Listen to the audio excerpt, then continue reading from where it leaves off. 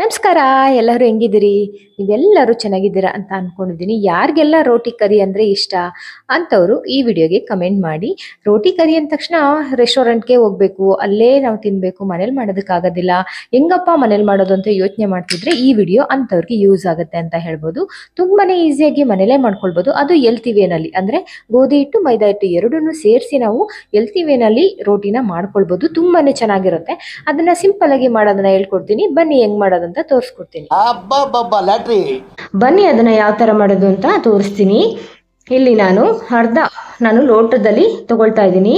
ಎಲ್ಲಾನು ಅಳತೆನ ಅರ್ಧ ಲೋಟ ಮೊಸರು, 1 ಸ್ಪೂನ್ ಅಷ್ಟು ಸಕ್ಕರೆ, ಇಲ್ಲಿ 1/4 ಸ್ಪೂನ್ ಅಷ್ಟು ನಾನು ಸೋಡಾನ ಹಾಕೊಳ್ತಾ ಇದ್ದೀನಿ. ಇದು ಅಡುಗೆ ಸೋಡಾ. ಇವಾಗ ನಾನು 1 ಸ್ಪೂನು ಅಂದರೆ ನೋಡಿ, ಇದನ್ನ ಹಾಕಿದ ತಕ್ಷಣ ನೋಡಿ 1 ಸ್ಪೂನ್ ಅಷ್ಟು ನಾನು ಬೇಕಿಂಗ್ ಪೌಡರ್ನ ಹಾಕ್ತಾ ಇದ್ದೀನಿ. ಇದು ಯಾವುದು ಕೂಡ ನೀವು ಸ್ಕಿಪ್ ಮಾಡೋಕ್ಕೆ ಹೋಗಬಾರ್ದು ಸ್ನೇಹಿತರೆ. ಇದೆಲ್ಲನೂ ಕೂಡ ಕರೆಕ್ಟಾಗಿ ಹಾಕೊಳ್ಳಿ. ತುಂಬಾ ಕರೆಕ್ಟಾಗಿ ನೀವು ನಿಮಗೆ ನಂಬೋದಕ್ಕೆ ಆಗಲ್ಲ, ಅಷ್ಟು ಚೆನ್ನಾಗಿ ಪರ್ಫೆಕ್ಟಾಗಿ ಬರುತ್ತೆ ಅಂತಲೇ ಹೇಳ್ಬೋದು ಸ್ನೇಹಿತರೆ. ಒಂದು ಮಿಕ್ಸ್ ಕೊಟ್ಕೊಳ್ಳಿ. ಈಗ ರಿಯಾಕ್ಷನ್ ಆಗುತ್ತೆ ನೋಡಿ, ಮೊಸರು ಜೊತೆ ಚೆನ್ನಾಗಿ ಬೆರೆತ್ಕೊಂಡಿದೆ. ಈಗ ನಾನಿಲ್ಲಿ ಗೋಧಿ ಹಿಟ್ಟು, ಅದೇ ಲೋಟದಲ್ಲಿ 1 ಲೋಟ ಗೋಧಿ ಹಿಟ್ಟು, ಇನ್ನೊಂದು ಲೋಟ ಮೈದಾ ಹಿಟ್ಟು ಎರಡೂ ನಾನು ಹಾಕಿ ಈ ಮೊಸರು ಜೊತೆ ಚೆನ್ನಾಗಿ ಕಲಿಸ್ಕೊಳ್ತೀನಿ. ರುಚಿಗೆ ತಕ್ಕಷ್ಟು ಉಪ್ಪನ್ನ ಹಾಕಿ ಚೆನ್ನಾಗಿ ನಾನು ಕಲಿಸ್ಕೊಳ್ಬೇಕಾಗುತ್ತೆ. 1 ಸ್ಪೂನ್ ತುಪ್ಪ ಕೂಡ ಹಾಕ್ಕೊಳ್ಳಿ. ತುಪ್ಪ ಕರಗಿಸಿ ಕೂಡ ಹಾಕ್ಕೊಳ್ಬೋದು, ಅಥವಾ ಹೀಗೆ ಕೂಡ ನೀವು ಬಳಸ್ಕೊಳ್ಬೋದು. ನೋಡಿ, ಇಷ್ಟನ್ನು ಹಾಕಿ ರುಚಿಗೆ ತಕ್ಕಷ್ಟು ಉಪ್ಪು ಹಾಕಿ ಚೆನ್ನಾಗಿ ಮಿಕ್ಸ್ ಮಾಡ್ಕೊಳ್ಳಿ. ಎಷ್ಟು ಚೆನ್ನಾಗಿ ಮಿಕ್ಸ್ ಮಾಡ್ತೀರಾ ಅಂದರೆ ಆ ಒಂದು ಮೊಸರು ಹಾಕಿರ್ತೀವಲ್ವಾ ಅದ್ರ ಜೊತೆ ಚೆನ್ನಾಗಿ ಮಿಕ್ಸ್ ಆಗಬೇಕು. ಅಲ್ಲಿವರೆಗೆ ನೀವು ಕರೆಕ್ಟಾಗಿ ಚೆನ್ನಾಗಿ ಮಿಕ್ಸ್ ಮಾಡ್ಕೊಳ್ಳಿ. ಇವಾಗ ಅದೇ ಲೋಟದಲ್ಲಿ ನಾನು ಒಂದು 1/4 ಭಾಗದಷ್ಟು ನೀರನ್ನ ಕೂಡ ತಗೊಳ್ತೀನಿ. ಏಕೆಂದರೆ ಫಸ್ಟು ಇದನ್ನೆಲ್ಲ ಚೆನ್ನಾಗಿ ಮಿಕ್ಸ್ ಮಾಡ್ಕೊಳ್ಳಿ ಮೊಸರು ಜೊತೆ. ಫಸ್ಟೇ ನೀವು ನೀರನ್ನ ಹಾಕೊಳ್ಳೋಕೆ ಹೋಗ್ಬಿಡಿ. ಫಸ್ಟ್ ಮಿಕ್ಸ್ ಆದಮೇಲೆ ನೀವು ನೀರನ್ನ ಹಾಕಿದ್ರೆ ಚೆನ್ನಾಗಿ ಇದು ಬ್ಲೆಂಡ್ ಆಗುತ್ತೆ ಅಂತಲೇ ಹೇಳ್ಬೋದು. ಎಲ್ಲಾದ್ರ ಜೊತೆ ಸಕ್ಕರೆ, ಉಪ್ಪು ಇದೆಲ್ಲ ಹಾಕಿರ್ತೀವಲ್ವ ನಾವು, ಹಾಗಾಗಿ ಚೆನ್ನಾಗಿ ಇದು ಮಿಕ್ಸ್ ಮಾಡ್ಕೊಳ್ಳಿ. ಮಿಕ್ಸ್ ಮಾಡಿ ನೀವು ಈ ಟೈಮಲ್ಲಿ ನೀರನ್ನ ಕೂಡ ಬಳಸ್ಕೊಳ್ಳಿ.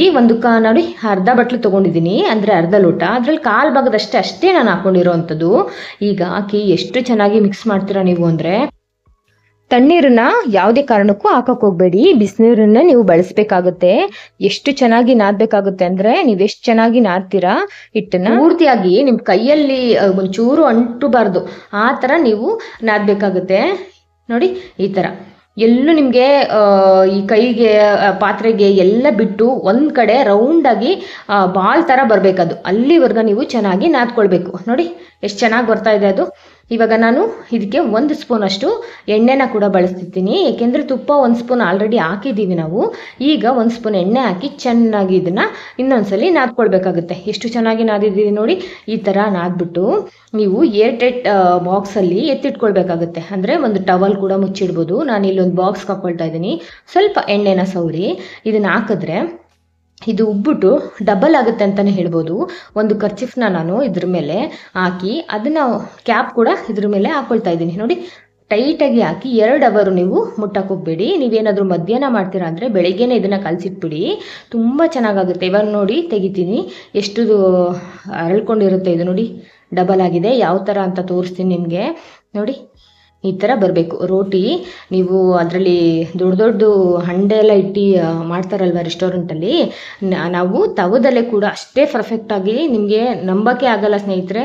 ನೋಡಿ, ಈ ಥರ ಬರಬೇಕು, ಆವಾಗ ಚೆನ್ನಾಗಿ ಇದು ಆಗಿದೆ ಅಂತ. ಇವಾಗ ಒಂದ್ಸಲಿ ಅದನ್ನು ಇದೆಲ್ಲ ಆಗಿರುತ್ತಲ್ವ ಅದನ್ನೆಲ್ಲ ನಾವು ಚೆನ್ನಾಗಿ ಇದು ಮಾಡ್ಕೊಳ್ಬೇಕಾಗುತ್ತೆ. ಈ ಥರ ನೋಡಿ ನಾದ್ಕೊಂಡು, ಈಗ ನಾನು ಇಲ್ಲಿ ಒಂದು ಚಪಾತಿ ಒತ್ತೀವಲ್ವ ಅದೇ ಥರನೇ ಒಂದು ಚಿಕ್ಕ ಬಾಲ್ ಅಷ್ಟು ನಾನು ಇದನ್ನು ತಗೊಳ್ತೀನಿ. ನೀವು ಈ ಬಾಲ್ಗಳನ್ನ ಮಾಡ್ಕೊಳ್ತೀರಲ್ವ, ಮತ್ತೆ ನೀವು ಮುಚ್ಚಿಡಬೇಕಾಗತ್ತೆ. ಹಿಟ್ಟನ್ನು ಒಣಗೋಕ್ಕೆಲ್ಲ ಬಿಡಬೇಡಿ, ಚೆನ್ನಾಗಾಗಲ್ಲ.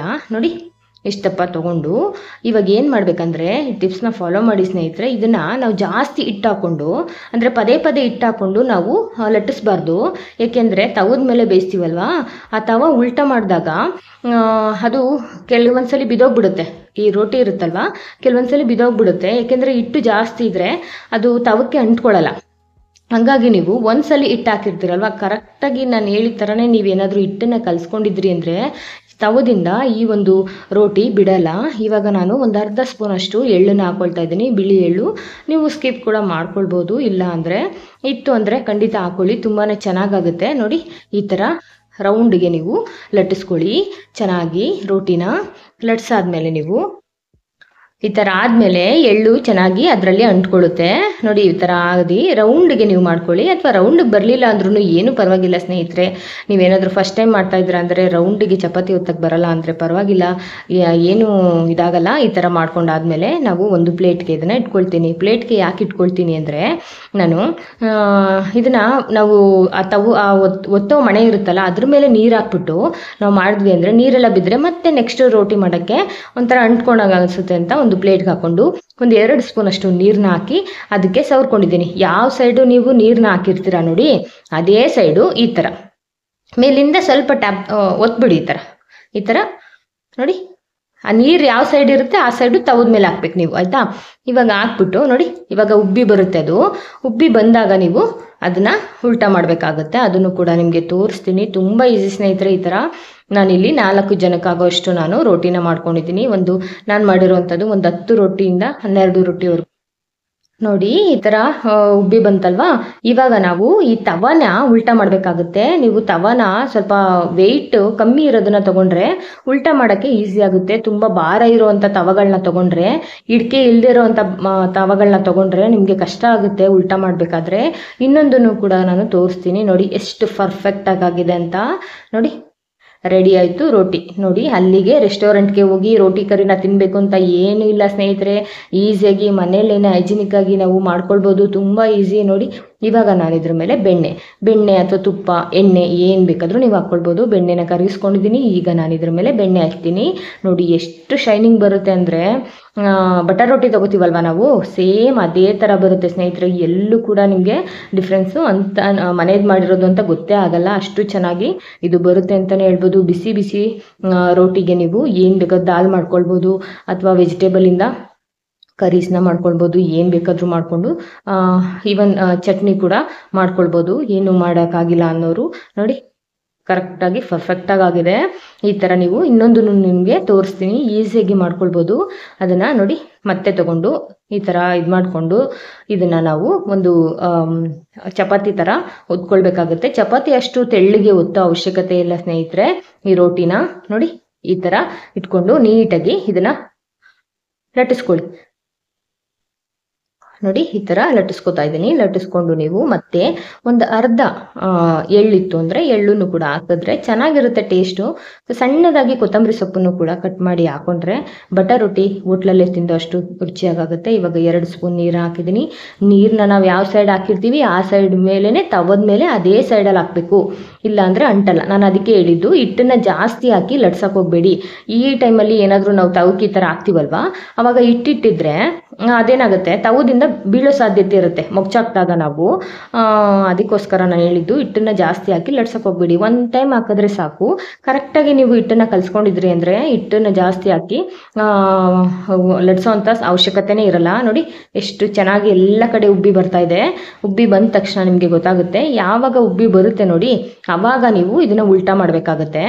ಉಲ್ಟಾ ಯಾವ ಥರ ಮಾಡೋದು ತೋರಿಸ್ತೀನಿ ನೋಡಿ. ಈ ಥರ ಇಡ್ಕೆ ಇರುತ್ತಲ್ವಾ ತವದಲ್ಲಿ, ಅದಕ್ಕೆ ನಾನು ಹೇಳಿದ್ದು ಈ ಥರ ಇಡ್ಕೆ ಇದ್ದರೆ ತುಂಬ ತೆಳ್ಳಗಿರುತ್ತೆ ಈ ತವ. ಒಂದು 100 ರಿಂದ 150 ರೂಪಾಯಿ ಅಷ್ಟೇ ಇದು. ನೋಡಿ ಈ ಥರ ಕಾಣಿಸ್ತಾ ಇದೆಯಾ ನಿಮಗೆ ಯಾವ ಥರ ಆಗ್ತಾ ಇದೆ ಅಂತ? ಇಷ್ಟೇ ಸ್ನೇಹಿತರೆ, ಎಷ್ಟು ಈಸಿ ಅಲ್ವಾ. ಮನೇಲೇ ನಮಗೆ ಯಾವಾಗ ತಿನ್ಬೇಕನ್ಸುತ್ತೆ ಅವಾಗೆಲ್ಲ ಮಾಡ್ಕೊಳ್ಬೋದು. ನೋಡಿ ಕಾಣಿಸ್ತಾ ಇದೆಯಾ ನಿಮಗೆ ಯಾವ ಥರ ಆಗ್ತಾ ಇದೆ, ಇದು ಬೇಯ್ತಾ ಇದೆ ಅಂತ? ನೋಡಿ ಇಷ್ಟೇ. ನಿಮಗೆ ಎಣ್ಣೆ ಬೆಣ್ಣೆ ಏನು ಬೇಡ, ಹಾಗೆ ಪ್ಲೈನ್ ರೋಟಿ ಬೇಕು ಅಂದರೆ ಅದನ್ನು ಕೂಡ ಇದೇ ಥರ ತಿನ್ಬೋದು. ನೋಡಿ ಸೈಡಲ್ಲೆಲ್ಲ ನೀಟಾಗಿ ಬೇಯಿಸ್ಕೊಳ್ಳಿ. ಇವಾಗ ನಾವು ಅಕಸ್ಮಾತ್ ಈ ಥರ ತೆಗಿತೀವಿ. ಇವಾಗ ಸೈಡಲ್ಲಿ ಬೆಂದಿಲ್ಲ ಅಂದ್ಕೊಳ್ಳಿ. ನೋಡಿ ಈ ಸೈಡಲ್ಲಿ ಸ್ವಲ್ಪ ಆಗಿಲ್ಲ ಅಂತ ಅನಿಸ್ತು ನನಗೆ, ಮತ್ತೆ ನಾನು ಅದನ್ನು ಮಾಡ್ಕೊಳ್ತೀನಿ. ನೋಡಿ ಈ ಸೈಡಲ್ಲಿ ನೋಡಿ ಈ ಥರ ಇಟ್ಕೊಂಡು ಏನೂ ಆಗಲ್ಲ. ಇನ್ನೊಂದ್ಸಲಿ ಕೂಡ ನಾವು ಇದನ್ನು ಇದು ಮಾಡ್ಕೊಳ್ಬೋದು. ನೋಡಿ ಈ ಥರ ಕಾಣಿಸ್ತಾ ನಿಮಗೆ ಎಷ್ಟು ನೀಟಾಗಿ ಪರ್ಫೆಕ್ಟಾಗಿ ಆಗ್ತಾ ಇದೆ ಅಂತ? ನೋಡಿ ರೆಡಿ ಆಯಿತು ನಮ್ಮ ರೋಟಿ. ಇದಕ್ಕೆ ನೋಡಿ ಎಲ್ಲಾದರೂ ಇದು ಮನೇಲಿ ಮಾಡಿರೋದು ಅಂತ ನಿಮ್ಗೆ ಅನಿಸ್ತಾ ಇದೆಯಾ? ಖಂಡಿತ ಇಲ್ಲ ಸ್ನೇಹಿತರೆ. ಈಸಿಯಾಗಿ ಆರಾಮಾಗಿ ಮಾಡ್ಕೊಳ್ಳಿ. ನಿಮ್ಗೆ ಯಾವಾಗ ತಿನ್ಬೇಕನ್ಸುತ್ತೆ ಅವಾಗೆಲ್ಲ ಮಾಡಿಕೊಂಡು ತಿನ್ಬೋದು. ನೋಡಿ ಇವಾಗ ಆಯಿತು. ಇದಕ್ಕೆ ಎಣ್ಣೆ ಬೆಣ್ಣೆ ತುಪ್ಪ ಏನು ಬೇಕಾದರೂ ಹಾಕ್ಕೊಳ್ಳಿ. ನೋಡಿ ಈ ಸೈಡು ಕೂಡ ತುಂಬ ಚೆನ್ನಾಗಿ ಆಗಿದೆ. ಇವಾಗ ನಾವು ಇದಕ್ಕೆ ಮತ್ತೆ ನಾನು ಬಟರ್ನ ಹಚ್ತಾ ಇದ್ದೀನಿ, ಬೆಣ್ಣೆನ. ನೋಡಿ ಆಯಿತು. ಈಗ ನಾನು ಒಂದು ಬ್ರಷು ಅಥವಾ ಸ್ಪೂನು ಸಹಾಯದಿಂದ ನೀವು ಇದಕ್ಕೆ ಅಪ್ಲೈ ಮಾಡ್ಕೊಳ್ಳಿ ಬೆಣ್ಣೆನ ನೀಟಾಗಿ. ನೋಡಿ ಆಯಿತು. ಎಷ್ಟು ಈಸಿ ಅಲ್ವಾ ಸ್ನೇಹಿತರೆ, ನೀವು ಮಾಡಿ ಟ್ರೈ ಮಾಡಿ. ಪ್ಲೀಸ್ ಚಾನಲ್ನ ಸಬ್ಸ್ಕ್ರೈಬ್ ಮಾಡ್ಕೊಂಡು ನೋಡಿ ಸ್ನೇಹಿತರೆ, ಹೊಸಬ್ರಾಗಿದ್ದರೆ ನೋಡಿ.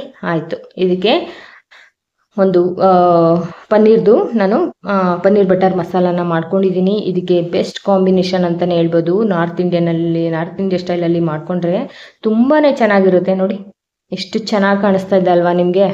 ನೀವು ಒಂದ್ಸಲ ಟ್ರೈ ಮಾಡಿ, ಪದೇ ಪದೇ ಮಾಡ್ಕೊಳ್ತೀರಾ. ಮಕ್ಕಳಿಂದ ಚಿಕ್ಕವರಿಂದ ದೊಡ್ಡವ್ರ ತನಕ ಎಲ್ಲರಿಗೂ ಇಷ್ಟ ಆಗೋವಂಥ ಒಂದು ನಾರ್ತ್ ಇಂಡಿಯನ್ ಡಿಶ್ ಅಂತಲೇ ಹೇಳ್ಬೋದು. Thank you for watching. ಇಷ್ಟ ಆಯಿತಾ? ಲೈಕ್ ಮಾಡಿ, ಶೇರ್ ಮಾಡಿ, ಕಮೆಂಟ್ ಮಾಡಿ. ನಿಮ್ಗೆ ಏನು ಅನಿಸ್ತು ಅನ್ನೋದನ್ನು ತಿಳಿಸೋದನ್ನು ಮರಿಬೇಡಿ. Thank you for watching. Thank you.